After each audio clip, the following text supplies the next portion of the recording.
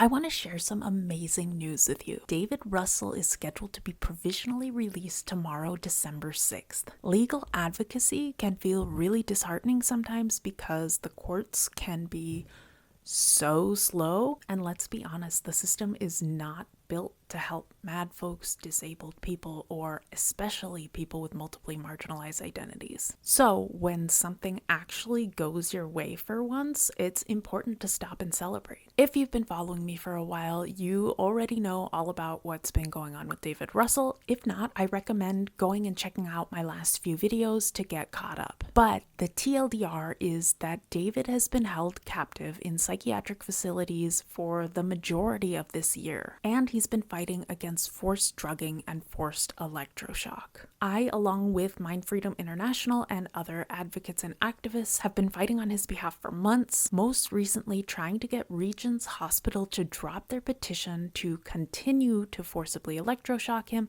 and to add Clozaril, a dangerous drug, to the list of drugs they can force him to take. After intense community support and action, including a local TV news segment, Regents dropped their petition to forcibly electroshock David, but they kept the motion to forcibly drug him with Clozaril. So on Monday, community supporters were allowed to join his court hearing as observers, and we had almost 30 people show up in David's support. I wish I'd been able to record the court hearing for people to see, but that's illegal, so I didn't. And I should have taken notes because I am not a lawyer and I don't have a great understanding of everything that goes on in the courts, so it would have been helpful to refer back to. But here's the recap from the Shield alert from an attorney that works with Mind Freedom International. The case was dropped because 1, there is no motion, 2, there was no examiner appointed, 3, the person making the request is not qualified, and 4, there is no expert witness. So what does that actually mean? My non-lawyery understanding of it was that the hospital didn't actually file the motion